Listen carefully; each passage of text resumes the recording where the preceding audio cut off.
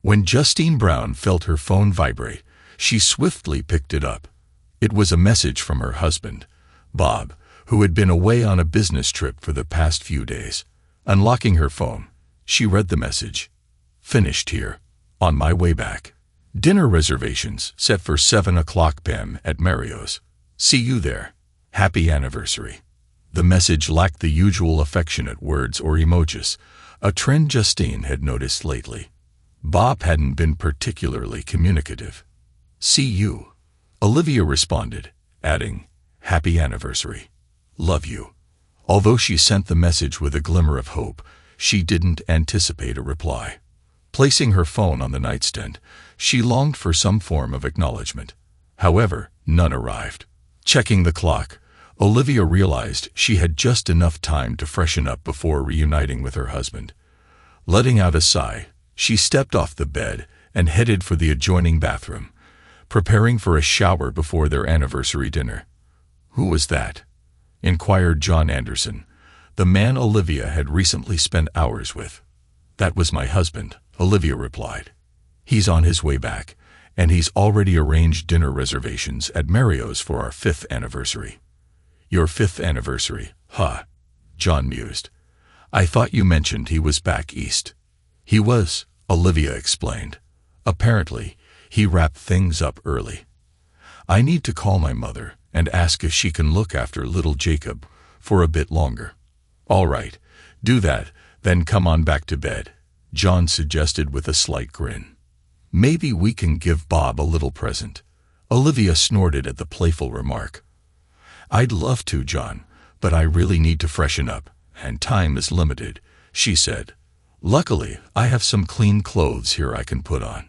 Meeting my husband in the wrinkled, stained clothes I wore here wouldn't be ideal." "Do you think he knows about us?" John asked. Olivia shook her head. "No, I doubt it," she responded. "He's been preoccupied lately. Rarely talks to me, hardly spends time with the baby. It's like he's in a different world." "How long will you keep this up?" John questioned. Olivia shrugged. "It's hard to say," she admitted. "He's a good provider. I believe he could be a great father if he applied himself." "Does he know Jacob isn't his?" John asked. Olivia assured him. "If he does, he hasn't mentioned it. I can't imagine he'd keep something like that to himself." "Well, I'll be here for you if you need anything," John offered, and Olivia smiled appreciatively. Olivia entered the closet, selecting a clean dress. She marveled at how much of her wardrobe was housed here, rather than the closet she shared with her husband. Examining the chosen dress, a blue one that fell just above her knee and revealed a hint of cleavage, Olivia wondered if Bob had seen it before.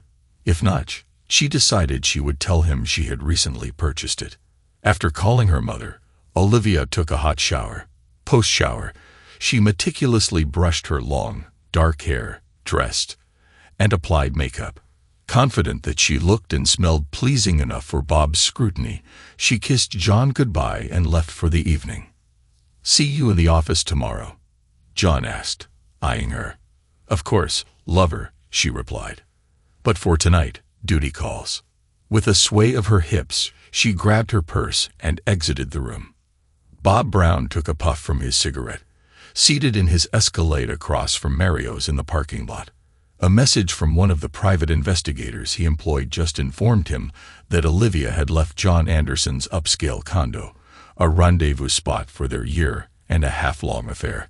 Glancing at the photo the investigator sent, he observed Olivia in a blue dress that wasn't the same one she wore earlier that day, and certainly not one he had seen before. Unsurprisingly, Olivia was adept at keeping secrets. One thing Olivia got right: Bob had been back from the East Coast for a day. Urgently summoned by a mysterious figure known only as Alpha One, Bob faced a serious security breach that needed immediate attention. They, an undisclosed federal agency, threatened intervention if Bob didn't handle it discreetly. Bob recalled the tense meeting with Alpha One, a man shrouded in secrecy. "You have a serious problem, Brown," the man warned, his tone heavy and deliberate. "And when you have a problem, we all have a problem. Deal with it, quietly, or I will. Bob had little choice but to comply, understanding the consequences of crossing paths with Alpha One. While Olivia believed Bob to be a mere traveling salesman promoting security systems, he was intricately entwined in a deeper web. The security equipment he sold and installed allowed Alpha One's monitors insight into every facet of the companies they served. Bob's current predicament arose from the breach. His wife, Olivia, who had been having an affair with John Anderson, a senior partner at the law firm, where she worked as a paralegal. Discovering the affair was a gradual process for Bob, given his frequent work-related travels. However, he sensed something amiss in their relationship. Just as he learned the specifics of the affair, Olivia disclosed her pregnancy. A legal advisor informed Bob that, due to Olivia's pregnancy, no divorce could proceed until after the child's birth. The prenuptial agreement offered little relief, leaving him liable for child support and maintenance. Enduring Olivia's pregnancy and the birth of Jacob, named after the sperm donor, Bob remained silent. Post-birth, he requested a DNA test, confirming Jacob wasn't his biological son. Glancing at his watch, Bob anticipated Olivia's arrival. Seeing a couple by the door, likely his cue, he drove across the street, parked, and entered Mario's. He discreetly spoke to the hostess, securing a corner booth, while the khaki-clad man and the woman with him occupied another booth within earshot. As Olivia approached, Bob stood, acknowledging her with a nod as she slid into the booth across from him. "Good evening, Olivia," Bob greeted in a neutral tone. "You look very nice this evening." "Thank you, Bob," she responded, smiling. "I don't recall seeing that dress before," Bob observed. "Is that something new?" Yeah, I just picked it up. Do you like it?" "Yes, it really sets off your eyes," he remarked with a slight smile. After placing their orders, the distant notes of music wafted from another section of Mario's, a venue that transcended being just a restaurant, featuring a dance floor and cocktail lounge. "It sounds like they're playing her song," Olivia mentioned, signaling her desire to dance. "Care to dance?" he proposed, rising from his seat. "Don't mind if I do," Olivia replied, extending her hand. Bob took her hand and led her to the dance floor. They swayed in each other's arms, but Olivia couldn't ignore the subtle distance Bob maintained, almost as if he could barely stand to touch her. The song concluded, and Bob escorted her back to the booth where their food awaited. "Is something wrong, Bob?" Olivia inquired. "You seem so standoffish. This is supposed to be our anniversary." "Yes, it is," Bob acknowledged. "The fact is, your dress carries the scent of lingering time in John Anderson's closet, and try as you might, you weren't quite successful in cleansing his stink off your body." "What?" Olivia asked, offended by Bob's tone. "John Anderson. Are you serious?" she protested, attempting, unsuccessfully, to deflect Bob's accusations. "Yes, you know John Anderson, one of the senior partners at the law firm where you work," Bob stated matter-of-factly. "Of course I know who he is," Olivia retorted sarcastically. "I certainly hope so," Bob continued. "After all, you've spent enough time in his bed, and he is little Jacob's sperm donor." "What are you saying? That's outrageous. I will not sit here and be spoken to like this," she declared indignantly. "Actually, you will," Bob stated, opening his briefcase. "You will sit there and absorb whatever degradation I choose to heap upon you, especially after what you've been doing for the last 16 months. "What?" Olivia asked. "I don't know what you're talking about." "Sure you do," Bob asserted. "Let's start with this," he added, placing a sheet of paper in front of her. "What's this?" she asked. "This is the result of a DNA test I had done on your child," Bob revealed. "According to this, Jacob is not my son.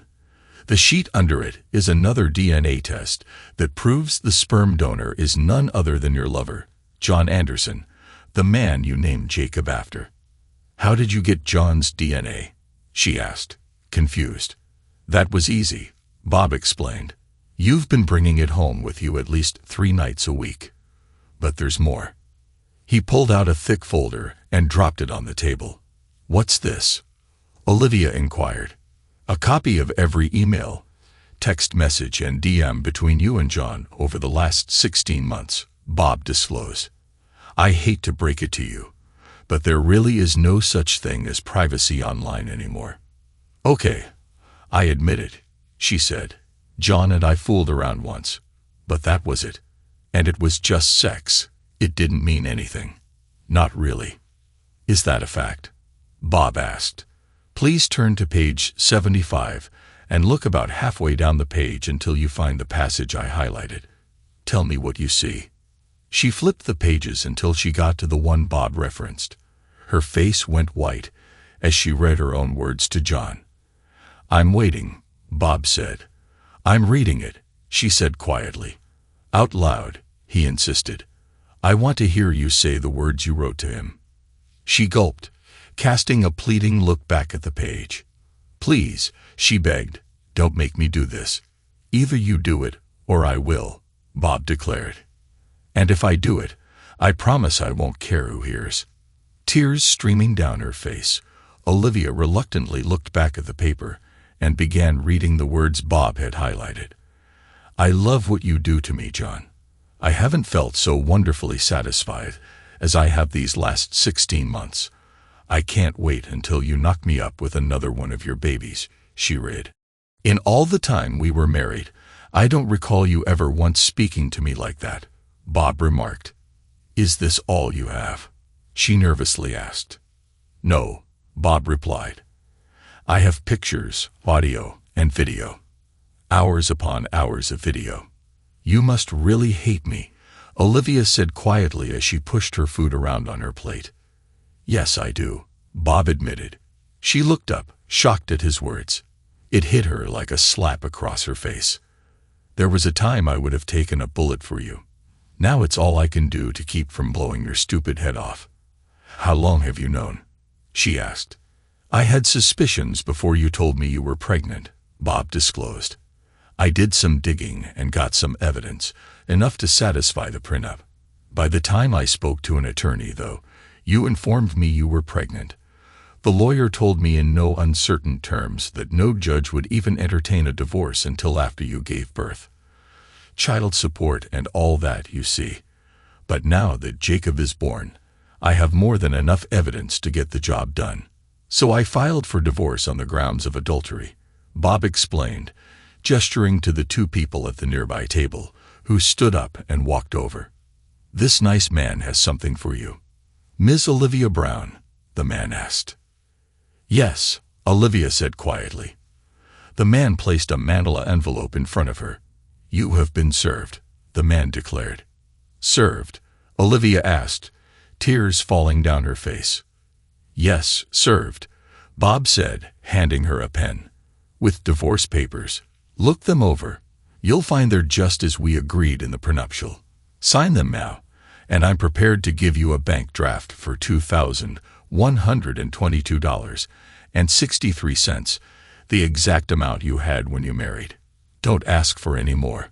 I already know about your secret little slush fund. You can keep that, along with your retirement. All of your belongings have been taken to your mother's house. Yes, she knows, and she's very disappointed in you. But she's agreed to let you stay with her until you can find a place of your own. For the boy's sake, not yours. But I don't want a divorce, Olivia said. I love you. Please, Olivia, Bob said. Don't insult my intelligence. Listen. He pulled out his phone and played her conversation with John from earlier that day. Her eyes grew wide when she heard her own voice coming from Bob's phone. How did you get that? She asked. Well, I'd tell you, but then I'd really have to shoot you. As much as I hate you right now, I really don't think it would be right to deprive little Jacob of his mother, Bob said with a smile that held no warmth. I was nothing more to you than a meal ticket and a caretaker while your baby daddy got all the benefits. Just so you know, your ticket's been punched. No more free meals for you. At least from me. What about John? She asked. Ah, concerned for your baby daddy, are you? Fortunately, we live in a state that allows for alienation of affection lawsuits. For me, that is. He's being served right now. It may or may not go anywhere, but it's the principle that counts, don't you think? Anyway, his troubles are just beginning. You see, I spoke with Hamilton Jackson, your managing partner, today. Showed him my evidence and expressed my displeasure with the knowledge that one of his senior partners is involved with a subordinate, specifically a subordinate married to me, at least for the moment. Mr. Jackson was quite concerned and more than a bit anxious that Mr. Anderson's antics might shed unwelcome attention on his firm, not to mention a somewhat significant financial burden. He agreed it would be best if Mr. Anderson was no longer affiliated with the firm, and assured me he would take it up with his board this evening. He also agreed that it would not be right to punish you, especially since you're a mother with a newborn baby. After all, Mr. Anderson was your boss, in a manner of speaking, and he did not want to expose the firm to a potential sexual harassment lawsuit. Given your work history there, he agreed it would be best to keep you on board, at least for the time being. But I assure you, Mr. Anderson's troubles are just beginning, Bob said. How much do you know about your lover? I mean, really know. What are you talking about? Olivia asked. I'm talking about his clients, the people he does business with, who he really represents, that is, and what he does when he's not screwing you into his mattress. What do you know about that? Bob asked. I don't know, she said. He doesn't talk about any of that with me. Probably a good thing, Bob said.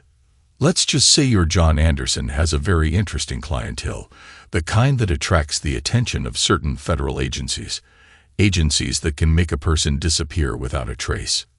You follow what I'm saying? You're scaring me, Bob, Olivia said. And you should be scared, he told her, scared enough to stay the hell away from John Anderson.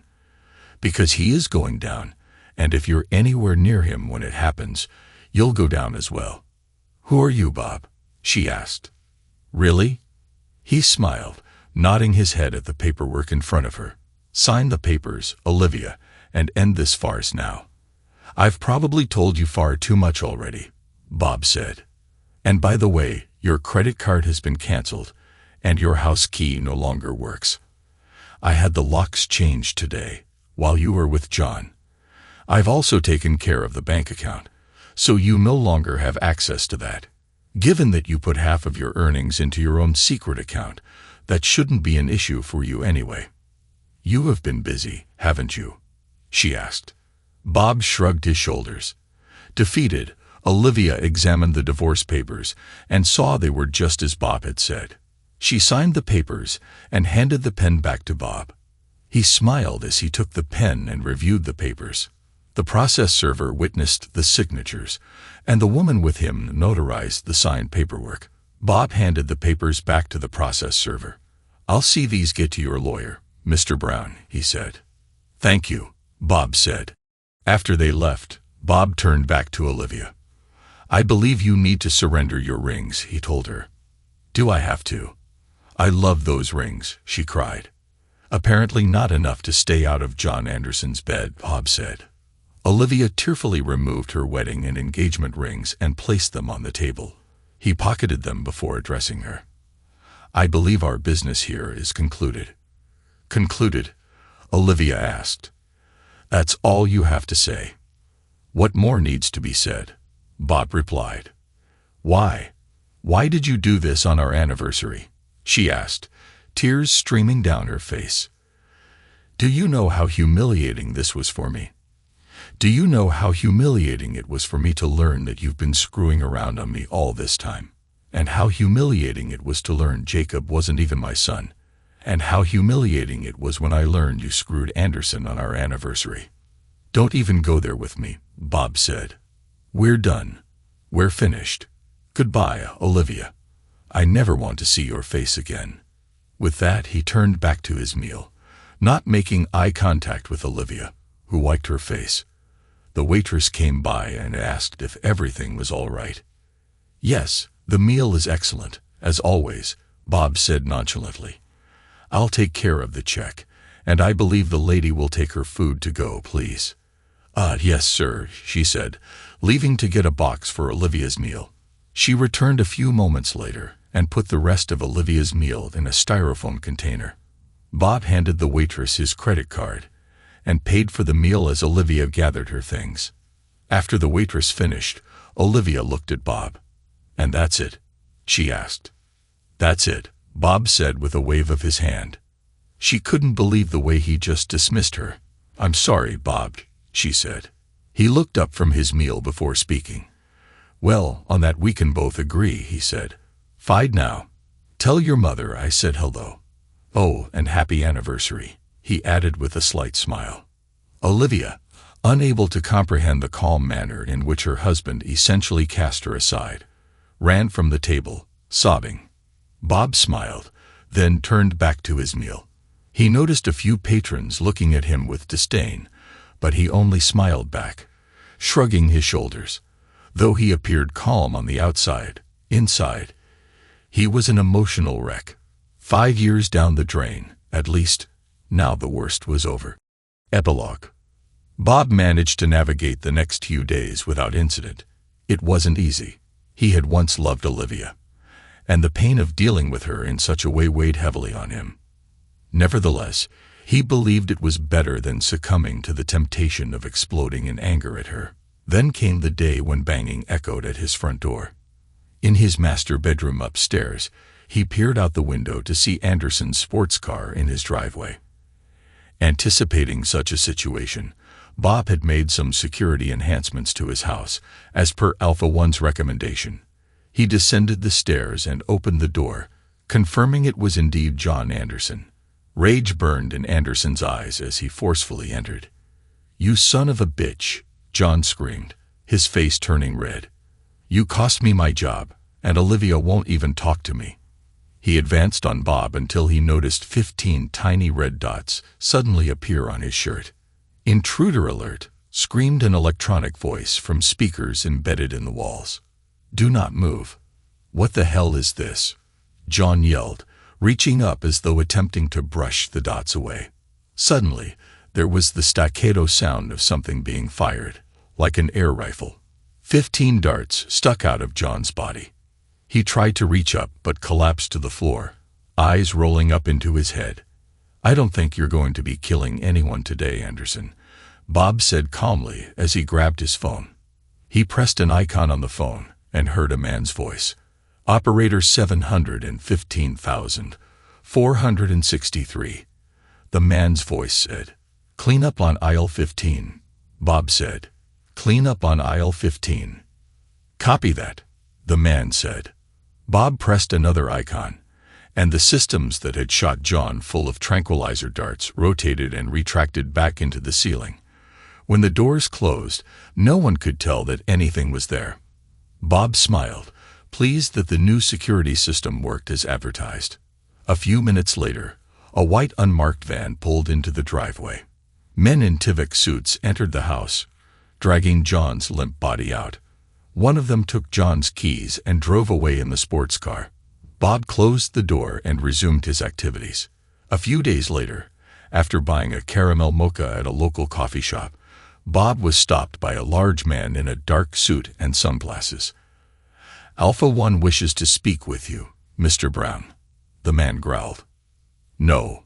"All right," Bob said, somewhat put off by the man's attitude. He followed the man to a long black limousine, parked on the side of the street, and got inside after the man opened a back door. "Brown, glad to see you're out and about," Alpha 1 said after the door was closed. "Oh yes, sir, I have a lot to do," Bob said.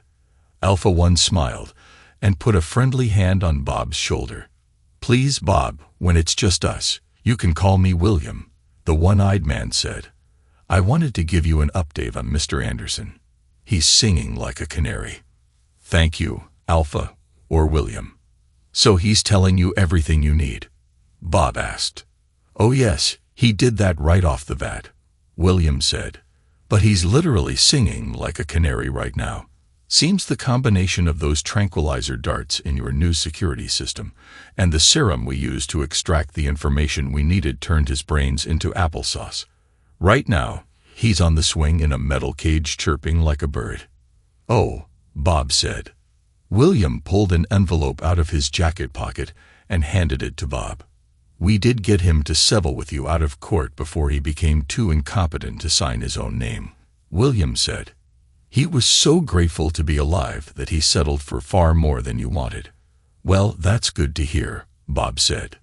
By the way, I want you to know that I'm really impressed with that new system of yours, William said.